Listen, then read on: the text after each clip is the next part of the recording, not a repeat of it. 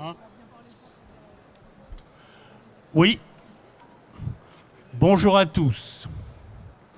C'est la première fois qu'on vient à cet événement pour s'exprimer dans ce village des architectes qui ressemble un peu au Cannes de l'architecture hospitalière. On voit les grandes vedettes qui nous ont précédés. Et voilà, c'est un moment très agréable de retrouver tout le monde. Alors, aujourd'hui, voilà, notre sentiment en tant qu'architecte, observateur depuis des années de l'évolution des hôpitaux, et en particulier l'hôpital de Nantes que nous avons gagné avec Artimbit, on voit que les schémas qu'on connaissait bien, qui ont fait long feu, aujourd'hui risquent d'être mis à mal et d'être reconsidérés complètement, tant l'évolution de l'hôpital est importante. On a le sentiment que cette évolution gagne tous les jours du terrain. Et on a observé ça dans les projets français et surtout dans les projets à l'étranger. Alors c'est d'un côté, les facteurs de cette évolution sont multiples. D'un côté, les évolutions de prise en charge du patient, que tout le monde connaît bien, la diminution des durées de séjour, l'émergence de l'ambulatoire, les hôtels hospitaliers, d'où la nécessité d'être proche des habitants et la remise en question souvent des hôpitaux en périphérie. Toutes ces évolutions replacent le patient au centre de la conception de l'hôpital. Et c'est pour nous, architectes, une opportunité fantastique de pouvoir redonner une âme à cet hôpital. Et puis, alors pour en parler, le professeur Jean-Pierre Bétou, à côté de nous, qui est conseil à l'ARS, ancien chirurgien de la PHP, enfin il se présentera en détail, et spécialiste des hôtels hospitaliers. Et puis l'autre évolution très importante, c'est le numérique. Le tout numérique qui envahit notre vie, et en particulier celle de l'hôpital, avec notamment l'utilisation pour les systèmes d'information, pour les systèmes de transport logistique, mais également avec l'émergence du patient digital et du patient virtuel.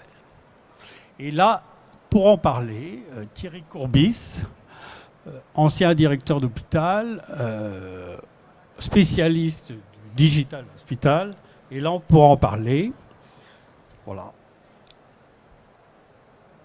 Pour nous, architectes, il est évident que pour faire face à ces évolutions, il faut changer l'image de l'hôpital. L'hôpital n'est plus une machine à guérir, mais un lieu où le patient est au cœur du disposition, mais où on met plus d'attention sur la psychologie des lieux, sur la psychologie du parcours du patient. Voilà. Et c'est ce qui représente pour nous une grande opportunité. Ce regain d'intérêt vient d'idées récentes et nouvelles, montrant que l'environnement, y compris dans le domaine de la santé et de l'hospitalier, peut contribuer à la sensation de bien-être des patients et en cela participe à leur guérison. C'est le Healing Hospital, né aux USA, qui peut se traduire par la mise en harmonie du corps et de l'esprit. Il s'agit de créer dans l'hôpital de l'apaisement et la réconciliation entre le corps et l'esprit. C'est vrai que parler aujourd'hui de bien-être dans l'hôpital, c'est vraiment quelque chose de très nouveau. Et il y a quelques années, on était un peu obnubilé par le fonctionnement, par la proximité, l'organisation humaine de l'hôpital. Aujourd'hui, l'idée de parler de bien-être dans l'hôpital retrouve sa place et c'est encore une fois une grande opportunité pour nous architectes. Voilà, donc aujourd'hui, plutôt que vous montrer notre book, on a pensé vous dire comment... Bon, on va vous montrer quelques images de ce qu'on a fait, mais vous expliquer plutôt comment on voit l'hôpital demain, comment on l'imagine, et quelles sont les images qui nous font rêver cet hôpital de demain.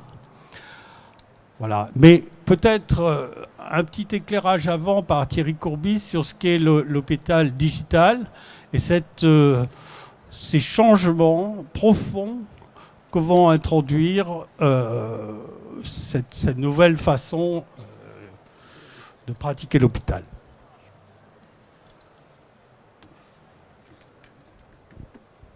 Bien, merci Jean-Philippe de cette invitation. En effet, je ne suis pas du tout un architecte, hein. Je suis un spécialiste du monde hospitalier, je le connais de l'intérieur pour avoir fait tous les métiers à l'hôpital, avoir dirigé certains, et depuis maintenant 7 ans, je dirige cette société qui est installée à Genève et qui travaille fortement à l'international. La spécificité de LeaderL, c'est assez exceptionnel puisque nous avons très peu de salariés, nous avons la chance de regrouper une 50aine de personnes qui, dans le monde, ont tous décidé à un moment donné de bâtir un hôpital de nouvelle génération qui sort des chemins battus. Et on peut, comme ça, au gré des grands projets hospitaliers, mettre à disposition une expérience unique de gens qui ont brisé les lignes, qui ont fait bouger les choses. Et c'est ainsi qu'en France, nous avons été retenus par des clients prestigieux, le CHU de Nantes, l'hôpital de Monaco, Épinal Golbet, Caen, Lens. Sur cet ensemble hospitalier, tous ont souhaité avoir cette vision un peu particulière et spécifique de qu'est-ce que peut apporter l'hôpital digital avant de le reconstruire. Alors avant toute chose, 2 questions. Est-ce que ce n'est pas un mythe, l'hôpital digital? Parce que le constat, il est là, c'est que d'abord, il n'y a pas de normes. Il y a des normes dans plein de domaines, mais il n'y a pas de normes hôpital numérique. Il n'y a pas de convergence de bibliographie. Lorsqu'on regarde et on tape sur Google hôpital digital ou digital hospital, on va trouver sur toute une série de belles histoires racontant qui a mis en place un dossier médical informatique, qui a fait ceci, qui a fait cela, mais ça ne converge pas vers une sorte d'état de l'art homogène. Et puis il y a surtout de cuisants échecs. On voit partout dans la presse des gabegies de fonds publics dépensés dans des projets d'informatisation titanesques qui n'ont pas réussi à porter leurs fruits. Et parfois ces grands projets sont d'origine étatique. La Grande-Bretagne, le Canada, la France ont loupé tout ça. Et pourtant, il y a des références. On est capable d'amener des clients visiter des hôpitaux de nouvelle génération. Il y a des thèmes de congrès, c'en est un aujourd'hui. Il y a des enseignements universitaires, j'enseigne dans 2 universités ce sujet-là. Et puis ce que je vois apparaître, et c'est nouveau, des appels d'offres qui sortent avec des clients qui délibérément marquent, qui souhaitent avoir une reconstruction basée sur le digital. Enfin, il y a un plan français, on ne va pas en parler aujourd'hui, ce n'est pas le sujet.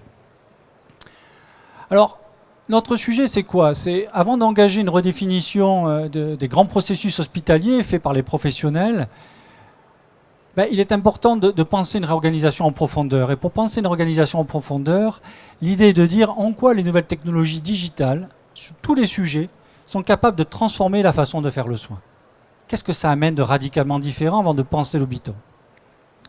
Et le but, évidemment, il ne faut pas le cacher, le but c'est développer la performance et l'efficience. Et ça, le manager hospitalier, c'est quelque chose qui lui parle.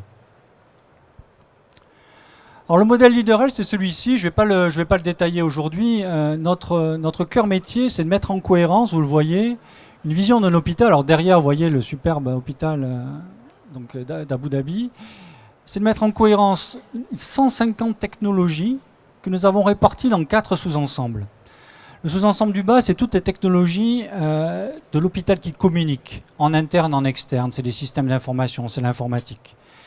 En haut, c'est l'hôpital, c'est le numérique, le digital qui rentre dans les blocs opératoires, dans les laboratoires, la pharmacie, la logistique hospitalière, qui innerve ce côté fabrication de l'hôpital. Tout à fait à droite, c'est le donner de l'intelligence au béton.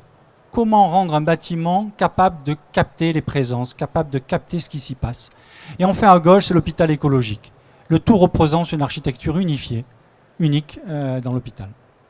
Alors Jean-Philippe, lorsqu'il m'a invité, m'a dit il faudrait que tu parles un peu de ce qui change du point de vue du patient. Alors c'est vrai que 140 technologies, ramenées au patient, j'ai pris quelques petits schémas. Alors là, je rentre de Tokyo où j'ai été visiter les hôpitaux les plus évolués en matière de cybernétique. Vous voyez en haut à gauche sur le schéma un accueil d'un grand hôtel japonais qui est complètement virtualisé. Alors on peut dire où est l'humain quand on voit qu'on arrive et que face à nous on a une borne et puis finalement un automate, un robot, dont la ressemblance avec l'homme est frappante. L'être humain il est beaucoup plus haut, il est dans les étages. C'est-à-dire vous allez, vous faites le check-in, vous montez à l'étage et là à votre étage vous avez un majordome qui vous est réservé. C'est comme ça qu'on a transformé une partie de la main-d'œuvre pour l'amener vers plus de qualité. Vous voyez à droite une image de l'hôpital très connu d'Uzu, qui est à Fukushima, donc une zone qui malheureusement a été frappée. Et ce petit robot qui part de suite l'accueil pour amener les personnes jusqu'à leur lieu de consultation parce qu'on s'y perd. Et puis en bas, vous voyez ce qu'on voit depuis quelques années dans tous les grands congrès américains. C'est finalement une représentation holographique d'une personne qui parle votre langue parce qu'elle vous a reconnu et vous donne des indications sur où aller. Transparent suivant. Ça, c'est un grand classique. Pour ceux qui ont eu la chance de balader dans les hôpitaux en Chine, par exemple, on est surpris de voir dans des halls d'hôpitaux des forêts de bornes dans lesquelles des personnes arrivant de la campagne n'hésitent pas à mettre leur smartphone dernier cri pour confirmer leur admission. Et en France, nous sommes en train d'aller vers ce cheminement-là. Ces bornes-là, ça c'est des photos personnelles, ça c'est Hopkins, transparent suivant, qui montrent que les bornes sont une réalité outre-Atlantique. Il n'y a pourtant que 5 ou 6 projets hospitaliers à ce jour, qui pourtant transforment la façon de voir le hall hospitalier. Ça c'est sans doute une technologie de base qu'il ne faut pas oublier lorsqu'on construit, qui interpelle l'architecte, le maître d'œuvre, parce qu'il s'agit de mettre en place dans l'hôpital un système composite de traceurs permettant de assurer la traçabilité de tous les biens et les personnes, ce qu'on appelle la géolocalisation. Or, dans des bâtiments modernes, construits à des technologies modernes, le ferraillage embarqué, les normes antisismiques, le verre, le béton s'opposent à la propagation des signaux hertziens de l'hôpital. Grâce à ça, c'est un investissement qui à la construction est très peu cher. Ça permet évidemment d'avoir un suivi en temps réel de la localisation du patient et de commencer à mettre en place des dispositifs d'amélioration du processus patient, du workflow lui-même. Quand j'amène des clients visiter le Mount Sinai à New York et que les Américains vous expliquent comment ils ont rentabilisé un plan de 45 millions de dollars en moins de 6 mois, on commence à avoir une traduction de ce que veut dire raccourcir des séjours grâce au bed management. Un exemple de technologie tout simple. Et si le meilleur capteur d'information, c'était le lit du patient? Voilà 2 fabricants internationaux qui fabriquent un lit qui est capable de remonter la présence, évidemment. Est-ce qu'il y a quelqu'un dans le lit? Est-ce que Thierry Courbis, qui est hospitalisé, est bien dans son lit? Moi qui ai pris pendant des années des gardes hospitalières, je peux vous dire que les samedis soirs, trouver un lit vacant, c'est un syndrome de tous les directeurs d'hôpitaux que trouver où hospitaliser. Grâce à ça, on sait exactement en temps réel si le lit est occupé. Et tant qu'à avoir la technologie, ce lit-là va vous donner une température, va également vous prévenir d'une détection d'humidité, une fuite, ce qui permet de prévenir un change pour une personne âgée qui s'est souillée au lit. Ça, c'est mon petit séjour japonais. 2 exemples qu'on n'est pas prêt de voir traverser aujourd'hui. C'est le BEER, qui est un robot qui aide à manipuler les patients. C'est un usage qui n'est pas tabou là-bas. C'est des charges lourdes, on se fait mal au dos. Il n'y a pas de levée syndicale. On considère que la valeur ajoutée, ce n'est pas forcément dans le levage. Elle est ailleurs auprès du lit du patient. Et que sur ces tâches-là, il y a des machines qui le font redoutablement bien parce que le robot est programmé pour faire le geste qui va à votre pathologie. Et puis vous avez sans doute vu des vidéos qu'on trouvera facilement sur la toile. Lorsque je suis allé aux États-Unis, 15 jours avant, le président Obama y était passé et s'est amusé avec cette machine. C'est le fameux robot Parrot, dont si vous amusez à googliser les publications, vous verrez l'impact bénéfique que ça a sur toute une série de maladies démentes, malades d'Alzheimer, troubles cognitifs. C'est impressionnant de voir comment une machine est capable, c'est ce qu'on appelle la PET thérapie robotisée, qui a un déploiement extraordinaire au Japon.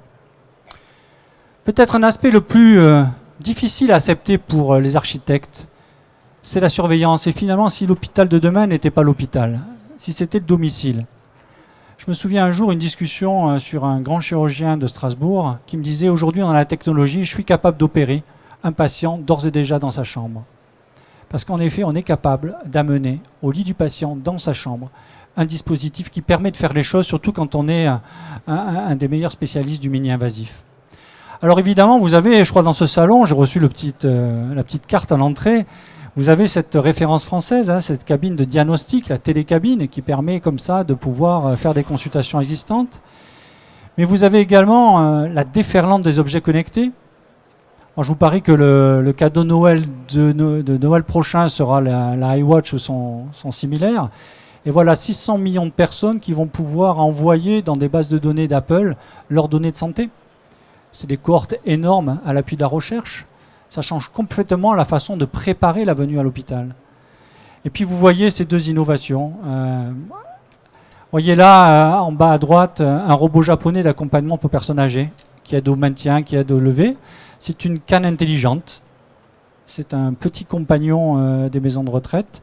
Et puis le projet sur lequel il travaille, c'est à la maison, le docteur à la maison. Vous savez qu'IBM a développé avec Watson un niveau d'intelligence embarquée assez spectaculaire.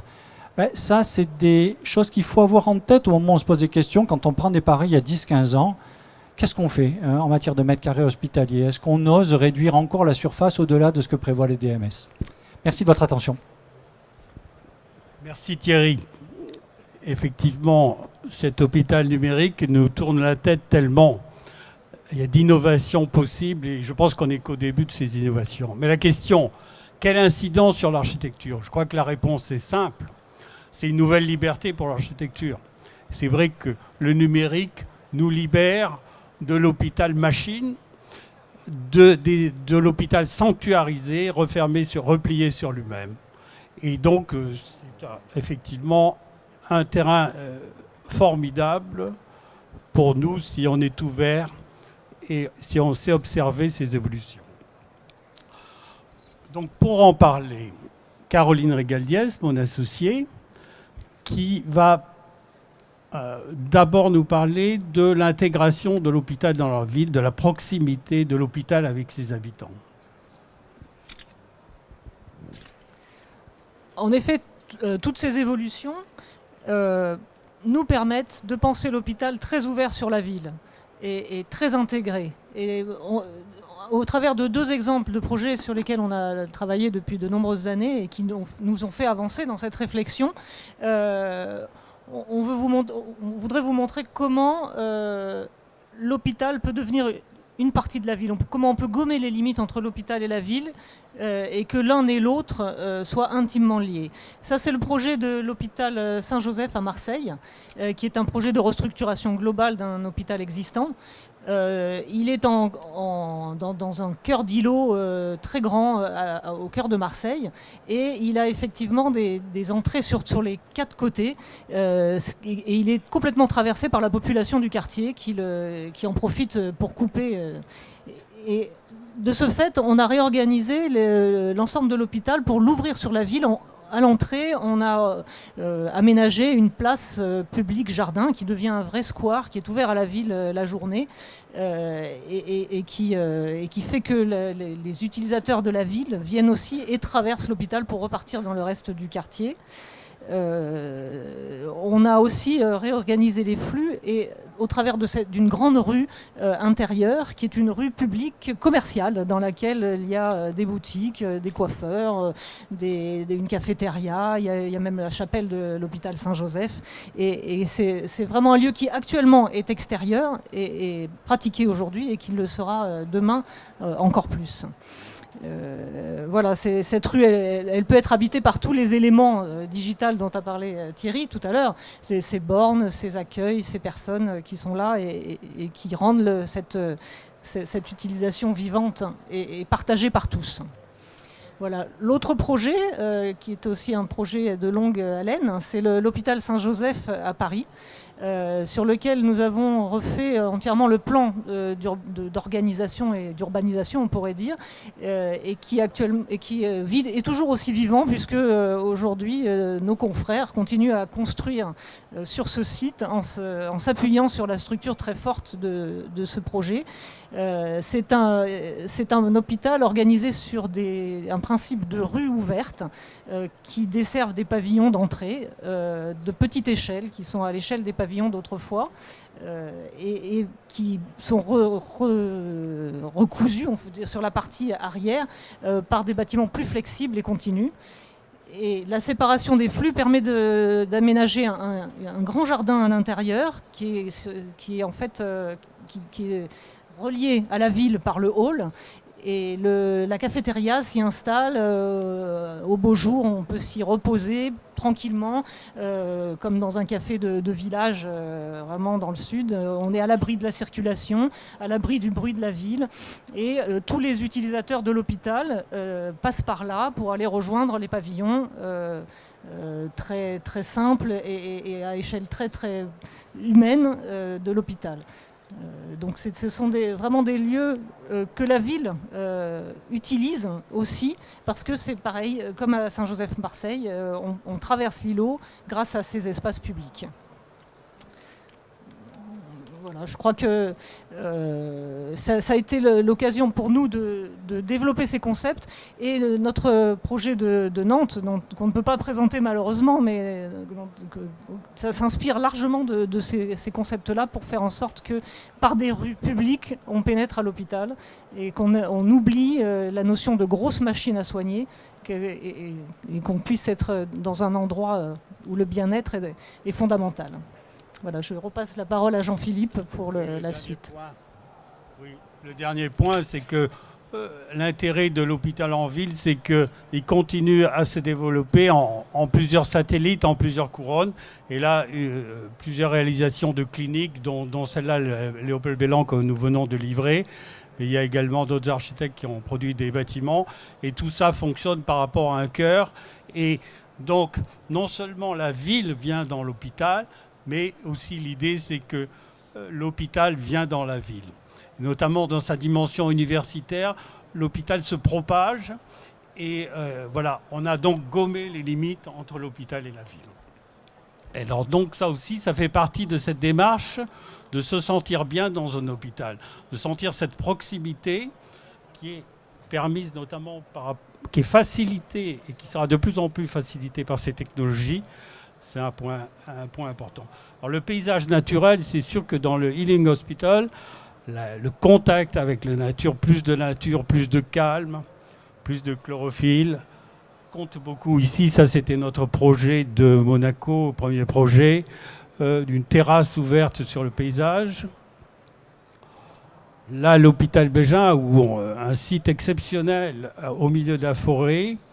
Et donc l'idée de renvoyer cette image de la forêt au travers d'une double façade en verre coloré et que tout le monde profite dans les étages élevés de cette vision sur le grand paysage. C'est très apaisant. Les chambres de maternité, ils trouvent beaucoup d'agrément à être dans ce lieu qui accepte le passé. Je crois que construire en ville aussi, c'est accepter le passé. C'était au départ un bâtiment extrêmement brutaliste.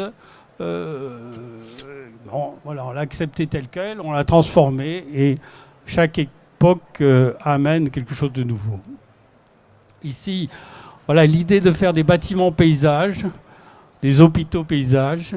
Voilà, c'est une idée qu'on a développée sur un bâtiment plus de recherche à Marne-la-Vallée, mais utiliser les toits des hôpitaux pour faire des jardins, c'est une idée qui nous plaît bien aussi, et qui peut participer à ce bien-être pour trouver de l'espace en plus, de l'espace poétique en plus. Voilà, ici, un hôpital psychiatrique. Dans un hôpital psychiatrique, c'est très important, l'ambiance, l'idée de pouvoir sortir des bâtiments, de trouver des espaces intermédiaires, de communiquer avec le grand paysage, là aussi. Et donc, ce côté village, avec des matériaux diversifiés, avec de la couleur. Bon, voilà, quelque chose qui est très apaisant. Et c'est vrai que les utilisateurs ont fait un très très bon retour de ce bâtiment. Non seulement les utilisateurs, mais les patients qui sont hospitalisés là, ont eu des gros progrès qui confirment ce concept de Healing Hospital comme quelque chose de vraiment authentique. Voilà un autre hôpital psychiatrique aussi qui est dans la nature. Bon, je passe vite. Ici, l'idée d'un campus, l'idée qu'un hôpital peut s'organiser autour de jardins, autour de rues, et chaque bâtiment autonome communique par des auvents, par des jardins. Voilà donc pour expliquer cette idée d'intégration dans le paysage. Bon, l'image architecturale, c'est vrai que bon, suivant les architectes, beaucoup d'options sont permises. Chaque fois, c'est important de ne pas faire hôpital. Je veux dire, quand il y a une haute technologie dans un bâtiment, c'est pas la peine d'en rajouter. Il ne faut pas être au premier degré et il faut détourner l'attention d'une certaine façon. Et là, dans cet hôpital de Monaco, c'est un bâtiment vertical, un modèle d'hôpital un peu différent puisqu'on est dans la verticalité. C'est l'image du reflet, l'image de la tour d'observation de la féerie de Monaco. Et voilà, donc des terrasses, des belvédères pour cet hôpital, des chambres ouvertes, des chambres avec vue pour en faire un lieu extraordinaire. Ici, l'ouverture, la lumière, la forme identifiable d'un bâtiment. Bon, ce bâtiment,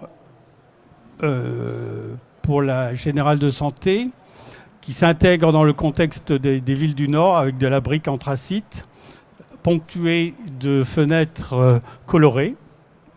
Donc un côté ludique un peu à cette façade, qui gomme aussi complètement l'aspect hospitalier. Ici, le centre d'odontologie de Reims, où on a mis l'accent sur l'accueil, l'attirance sur l'accueil et l'intégration aussi dans un schéma directeur. Ici, des terrasses sur jardin. Enfin, la couleur, le travail ici avec un artiste. La couleur qui est un élément de repère, qui est un élément de vie, qui est un élément d'animation également. Alors, l'autre point extrêmement important, c'est les lieux intérieurs de l'hôpital. Et là, on s'est beaucoup inspiré de la psychologie cognitive pour parler de ces lieux, parce que plus que la mise en scène, la scénographie de ces lieux, ce qui nous importe, c'est leur attirance, leur psychologie. La psychologie de la forme, la psychologie des lieux pour qu'ils soient apaisants. Ici, un hall qui ressemble à un lobby d'hôtel avec différentes fonctions. Ici, un hall avec une banque un peu bizarre qui est un élément sculptural, un monochrome. Ici, le hall du centre d'odontologie où on se repère facilement, il y a des lieux d'attente. Il y a ce qu'on appelle de l'affordance, c'est-à-dire qu'on comprend tout de suite comment ça fonctionne. Ici, un hall lumineux aussi qui est un peu précieux. Là, ici, le hall de l'hôpital Bellan qui s'ouvre sur un patio avec la cafétéria, la boutique, l'accueil, tous ces éléments extrêmement importants qui participent, le monochrome de l'hôpital du Bailleul. Tous ces éléments qui participent à l'émotion du patient qui est détourné un peu de sa maladie et qui donc est très sensible à tout cet environnement. Voilà les lieux d'accueil, la cafétéria, ici le choix du mobilier, qui est un élément important. Souvent, dans les hôpitaux, on nous met le dernier catalogue de l'UGAP. C'est bien de pouvoir travailler aussi sur le mobilier. Ça fait partie de l'ambiance générale. Je crois que les choses ne sont pas coupées en morceaux. Il faut travailler l'ensemble des lieux d'activité dans l'hôpital, des lieux de sport, des lieux des ateliers. On peut imaginer tout ça dans un hôpital. Ici, un hôpital psychiatrique, des mobiliers sculptures. Alors, on va peut-être parler maintenant de l'accueil, de l'hospitalisation. Et notamment, alors ici, quelques exemples de chambres, mais je souhaiterais que vous nous expliquiez un peu quelles sont les alternatives à l'hospitalisation et cette idée des hôtels hospitaliers, comment ça peut fonctionner avec l'hôpital aujourd'hui. Je vous remercie beaucoup. Jean-Pierre Bétou, donc je me présente, je suis professeur à Paris Descartes en chirurgie et chirurgien consultant à la PHP à Cochin, notamment en chirurgie ambulatoire. Et je remercie beaucoup M. Pergade de m'avoir invité, d'abord parce que c'est un agora d'architectes et que l'architecture hospitalière est fondamentale, parce que c'est elle qui va complètement conditionner le travail, la façon de travailler des équipes soignantes. Entre, par exemple, les hôpitaux pavillonnaires et les hôpitaux concentrés, les comportements sont bien différents. Et puis aussi parce que l'idée que comment dirais-je, votre idée de ville dans l'hôpital et d'hôpital dans la ville, évidemment, passe par des notions d'hébergement éventuellement intermédiaires, des sortes de SAS de pré-entrée ou de pré-sortie, et on peut appeler ça des établissements non médicalisés hospitaliers, des hôtels hospitaliers. Donc, attention, je suis sur un... Pardon. Alors, je vais vous montrer quelques diapositives pour exprimer, enfin, expliquer ce qui nous est arrivé. C'est-à-dire qu'en fait, cette expertise dans l'hôtel hospitalier, j'y suis vraiment pour rien. C'est que j'ai simplement eu la chance d'être à l'Hôtel-Dieu, de travailler à l'époque à l'Hôtel-Dieu, et encore jusqu'à quelques années. Et l'Hôtel-Dieu disposait d'un hôtel hospitalier. Et donc, nous avons pu, en temps réel, faire fonctionner cet hôtel dans le parcours de soins des patients.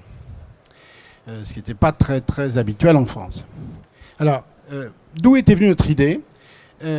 Il s'agissait de faire un constat d'abord. On est parti d'un constat. Des progrès techniques majeurs en chirurgie avec un développement de célioscopie, l'épargne pariétale, vous connaissez tout ça, pour ceux qui s'intéressent au dossier. On a des techniques maintenant de plus en plus mini-invasives. On a fait des progrès majeurs en anesthésie sur les antidouleurs, l'analgésie, sur l'anesthésie péridurale, loco-régionale, etc. On a fait énormément de progrès en chirurgie et en anesthésie, avec parallèlement à ce progrès médical incontestable, une hospitalisation qui est restée très traditionnelle, avec toujours une hospitalisation bien souvent conventionnelle, pas tellement d'évolution dans les modalités d'hébergement nocturne. Alors les malades rentrent souvent la veille des opérations, enfin pour être sûr qu'on les a sous la main le lendemain.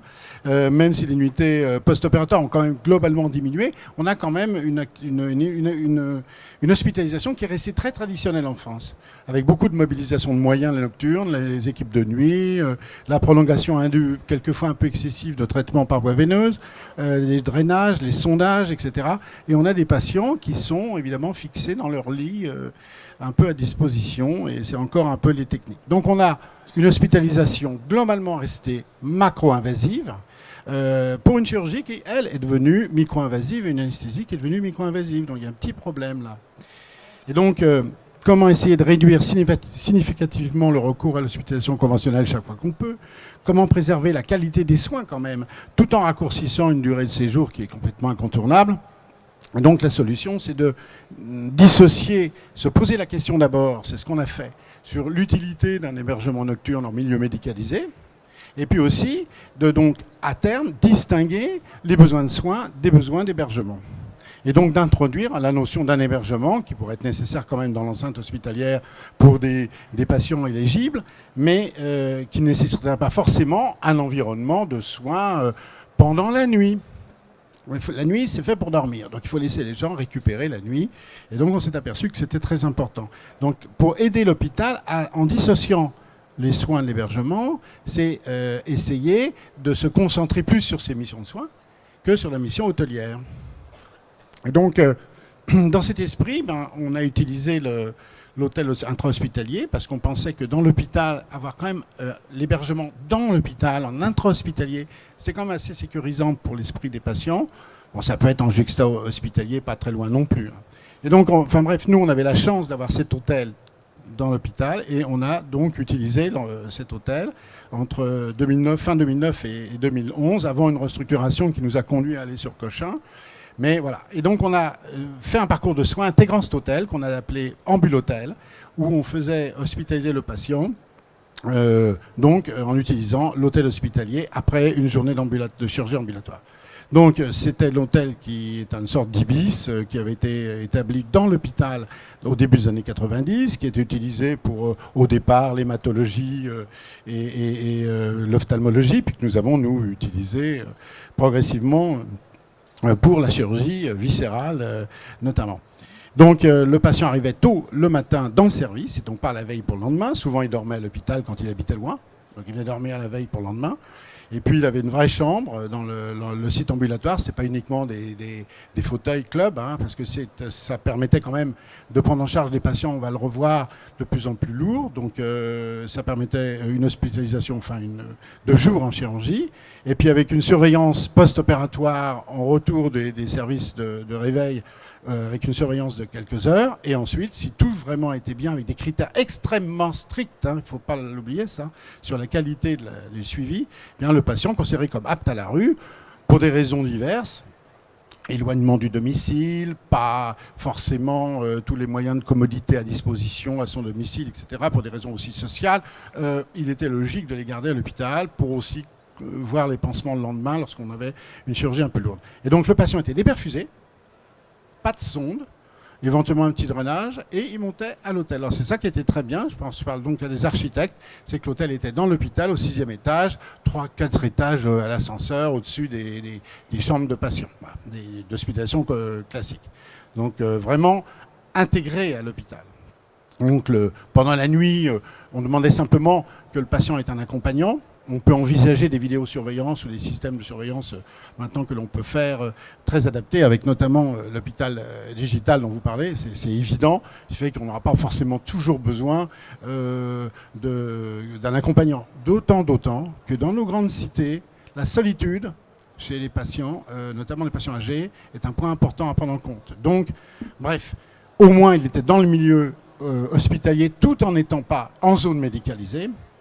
Donc le lendemain, il était réexaminé, il descendait, il était surveillé, le pansement, ça va, oui, ça va, douleur, voilà. Et tout est, après des critères très précis, il pouvait rentrer à son domicile. Donc il était en ambulatoire parce qu'il n'était pas considéré comme hospitalisé. Mais en fait, il était dans l'hôpital quand même. Donc on avait une convention avec les urgentistes qui pouvaient éventuellement passer les voir. Donc je vais aller très vite, on avait fait une étude sur 78 premiers malades, qui étaient de la chirurgie viscérale, plastique, reconstructrice ou chirurgie cancérologique mammaire. Donc c'est un peu des malades polyvalents comme était notre recrutement à l'époque. On n'avait pas eu de complications chirurgicales. On a eu 2 cas où l'interne a été dérangé, mais c'était vraiment des broutilles, une migraine et puis des pseudo-douleurs abdominales, mais qui nous a permis de vérifier la sécurité, de vérifier le fonctionnement du système. Et effectivement, même s'il y a un patient qui a été réhospitalisé pour une migraine, parce qu'on n'arrivait pas à s'en sortir, il avait trop mal, et notre patient, c'était simplement un bilan qui s'est révélé négatif aux urgences. Donc la sécurité, j'insiste là-dessus, la sécurité dans ces hôtels intra-hospitaliers était garantie, on a pu le vérifier. Vous me direz, c'est 2 cas. Bah oui, mais on a eu 2 cas comme complication. Donc, pas complication, qui n'était pas une complication chirurgicale. On a fait une enquête de satisfaction qui est arrivée jusqu'à hauteur de 82%. Il y a une 50aine de patients seulement qui ont répondu, mais ils sont surtout ce qui a fait perdre de l'indice de satisfaction, c'est le remboursement. C'est qu'en fait, les patients avaient leur chambre à payer, même si ce n'était pas très cher, surtout à l'Hôtel-Dieu en plein centre de Paris, kilomètre zéro. Donc les chambres à 70 € ou 50-70 €, c'était pas hyper cher quand même, mais pour certains patients, ça posait des problèmes. Si bien qu'on avait d'ailleurs un fonds qui nous permettait de payer pour les malades qui ne pouvaient pas payer. Donc on a constaté qu'il n'y avait aucun problème infectieux et tout. On a vraiment là la certitude, on a vérifié que comme la chirurgie ambulatoire, on a tendance à avoir évidemment beaucoup moins d'infections nosocomiales. On avait fait une étude financière qui nous a montré que 50 € c'était le prix. Vous voyez, c'était bon. Et puis on avait fait une étude de coût et retenez ces chiffres. Pour ces plus de 70 malades, on avait fait 110 000 € pratiquement d'économie pour la collectivité en termes de dépenses hospitalières, et avec un coût moyen, un différentiel entre le conventionnel pour les mêmes malades, parce qu'à cette époque-là, c'était des patients hospitalisés pour des chirurgies qui n'étaient pas dans les actes traceurs de la chirurgie ambulatoire, qui étaient dans les actes traceurs, dans les actes de chirurgie conventionnelle. Et donc nous, on les avait fait en ambulatoire, et on s'est aperçu que la différence... Voilà. Donc, si vous voulez faire... on a présenté ça comme une possibilité. Et on a été assez entendus, finalement, puisque les uns les autres sont préoccupants, y compris les grandes fédérations, notamment la Fédération hospitalière de France, à qui je dois rendre hommage. Eh bien, ça aboutit à un article de loi pour des expérimentations sur tout le territoire national. Et on a déjà eu des propositions à l'ARS, enfin dans le groupe de travail que je coordonne, en cette faveur. Voilà, donc c'est un scénario à terme gagnant-gagnant pour tout le monde, pour les patients, et puis pour leur environnement, et puis aussi pour les services. Voilà. Merci professeur Bétou pour cet exposé qui nous montre que l'hôpital n'est plus un lieu unique, il se compose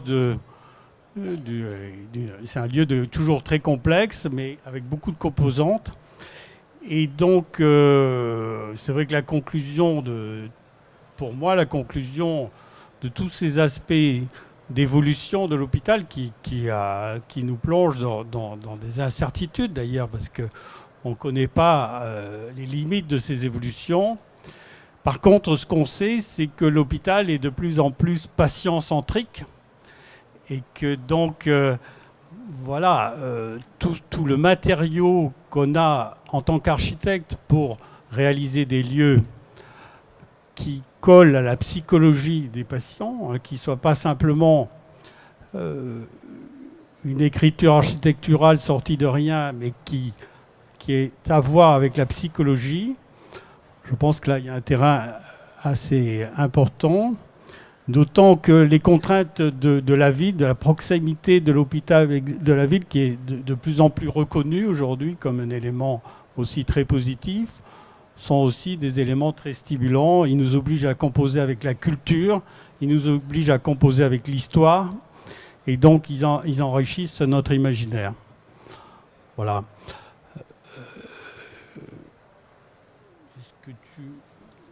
Donc, voilà, l'hôpital pour le bien-être, je pense que c'est un beau mot d'ordre qu'on peut partager entre architectes, maîtres d'ouvrage, médecins. Voilà, nous, on a l'habitude maintenant de travailler beaucoup avec des médecins qui ont cette vision pointue des choses, avec des ingénieurs aussi, mais on essaie d'apporter le plus possible d'expertise médicale dans nos projets. Ah, la sonnerie fatidique. Votre attention, s'il vous plaît, chers visiteurs, chers exposants, bonsoir. Donc si vous avez une question, les visiteurs et notre salon ferme ses portes. C'est le moment. Nous vous souhaitons une agréable soirée. Merci. Oui, Olivier. Nous vous rappelons que le vestiaire ferme ses portes à 18h. Merci de venir retirer vos affaires. Jean-Philippe, tu as dit tout à l'heure que l'hôpital numérique, c'était probablement la fin de la machine à guérir. Je ne comprends pas bien pourquoi. Pour moi, c'est presque contradictoire. En quoi, plus précisément, tu entends cela ?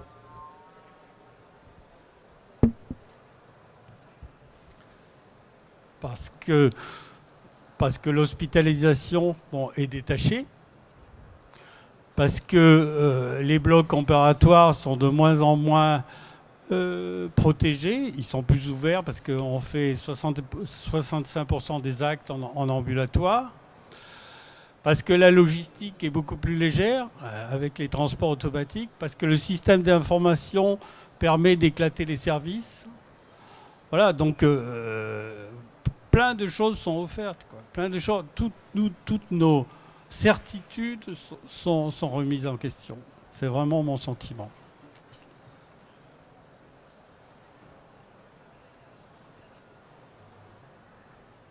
Je ne sais pas si j'étais...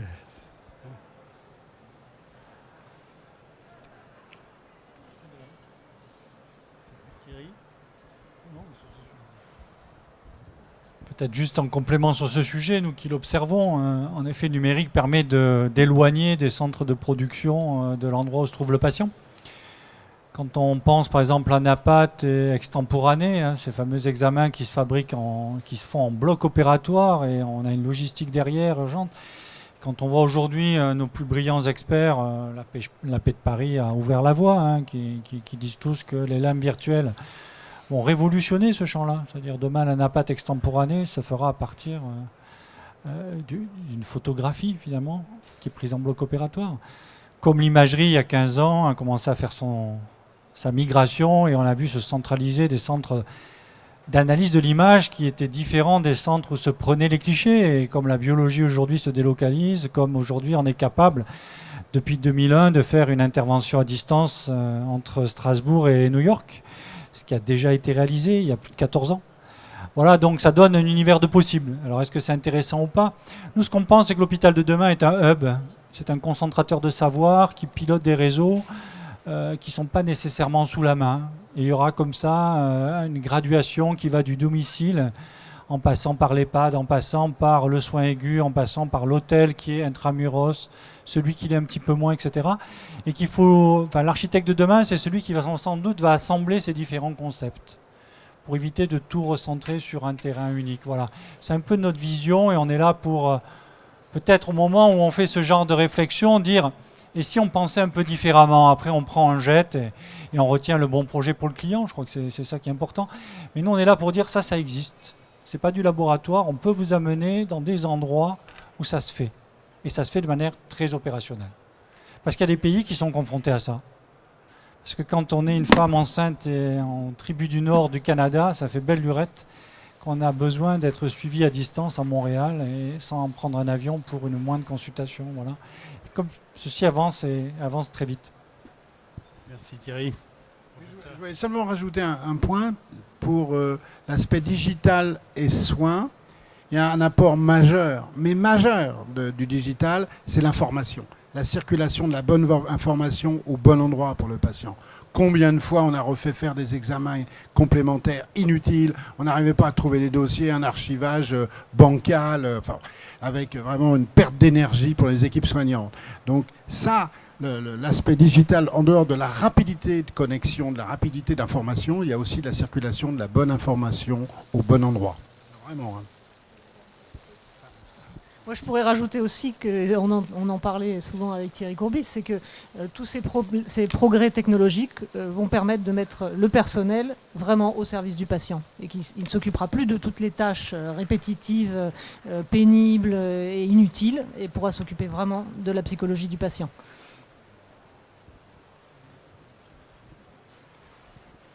Voilà, on vous remercie de votre attention.